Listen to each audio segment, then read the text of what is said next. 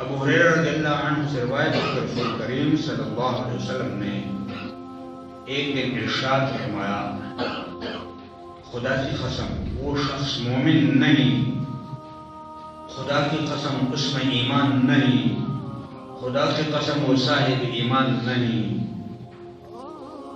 عرض کیا گیا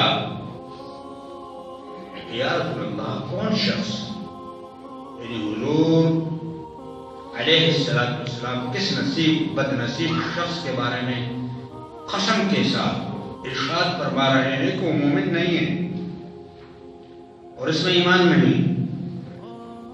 آپ نے ارشاد فرمایا کہ وہ آدمی جس کے پڑوسی اس کے شرارتوں اور مفسدہ پردازیوں سے معمون اور بے خوف نہ ہو، یعنی ایسا شخص ایمان سے محروم ہے۔ ہر وہ شخص جس سے اس کے پڑوسی، چاہے قریب کے پڑوسی ہوں یا دور کے پڑوسی ہوں، پڑوسی کسی قسم کا بھی ہو، اس کے شرارتوں سے محفوظ نہ رہے۔ حدیث کے الفاظ میں غور کر کے ہر شخص اندازہ کر سکتا ہے کہ رسول اللہ صلی اللہ علیہ وسلم نے ارشاد کیسے جلال سے معمور ہیں، اور جس وقت آپ نے ارشاد فرمایا ہوگا اس وقت آپ کا حال اور آپ کے خطاب کا انداز کیا رہا ہوگا۔ معاشرے کس طرح بنتے ہیں میں ہمیشہ عرض کرتے رہتا ہوں، پہلے بھی ایک واقعہ بیان کر چکا ہوں۔ غالباً کوفہ یا بغداد میں عراق کی بات ہو رہی ہے، وہ ایک شخص اپنا گھر بیچ رہا تھا، فروخت کر رہا تھا، اور گھر پر اس نے گھر برائے فروخت لکھا۔ گھر کی قیمت اس زمانے کے سکہ دینار یا جو بھی تھا 10,000 دینار ہے، لیکن میں 1,10,000 دینار دوں گا۔ لوگوں کو دلچسپی ہوئی، آئے پوچھنے لگے کہ بھئی 10,000 تو آپ کے گھر کی قیمت ہے، 1,00,000 کس کا لے رہے ہیں؟ نے کہا 1,00,000 میں پڑوسی کا لے رہا ہوں۔ ایسا پڑوسی فروخت ہی کیا جا سکتا ہے۔ کون ہے تمہارے پڑوس میں؟ امام سفیان ثوری میرے پڑوس میں، اور کہنے والے کہتے ہیں، لکھنے والے لکھتے ہیں انہوں نے خرید لیا۔ اس لیے کہتے ہیں نا کہ الجار قبل الدار، گھر وہاں لیں جہاں پڑوسی بہتر ہو۔ جہاں پڑوسی محلے میں شرارتی ہو اور اس کے شرارتوں سے، اس کے بچوں کے شرارتوں سے محلہ محفوظ نہ ہو، اس محلے سے انسان سمجھتا ہے کہ میں ہجرت کروں۔ تو بچوں کو بھی اپنا مؤدب بنانا چاہیے، بچوں کو بھی بتانا چاہیے کہ پڑوسیوں کو، محلے داروں کو، محلے والوں کو کس چیز سے تکلیف ہوتی ہے نہ کرو۔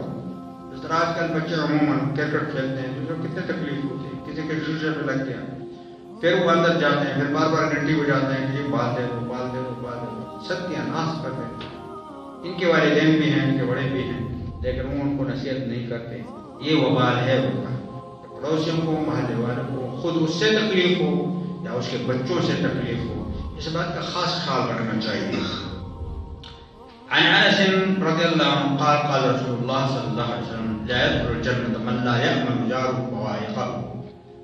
یہ دوسری حدیث ہے، امام مسلم نے اس کو روایت کیا ہے۔ فرماتے ہیں حضرت انس رضی اللہ عنہ کہ رسول اللہ صلی اللہ علیہ وسلم نے ارشاد فرمایا وہ آدمی جنت میں داخل نہ ہو سکے گا جس کی شرارتوں اور ایذا رسانیوں سے اس کے پڑوسی معمون نہ ہوں۔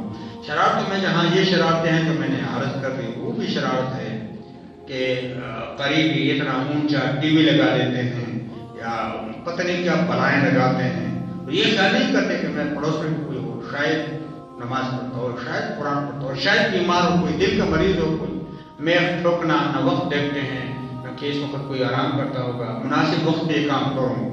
یہ تمام حقوق میں آتے ہیں۔ نہیں میرا گھر ہے جس طرح میں چاہوں، یقیناً آپ کا گھر ہے، لیکن ایک مسلمان کے دوسرے مسلمان پر کچھ حقوق ہوتے ہیں اور پڑوس کے حقوق آپ سن رہے ہیں۔ تو اس وقت ظاہر ہے کوئی آرام کا وقت ہو یا پڑوس میں آپ کو پتہ ہے کہ کوئی بیمار تو نہیں ہے، کوئی بزرگ تو نہیں ہے، میں اس وقت یہ کام کروں اور اس وقت کوئی آرام کرتا ہو۔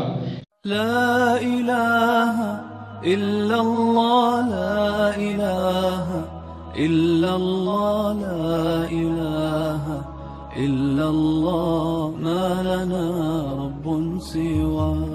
لا الہ الا اللہ، لا الہ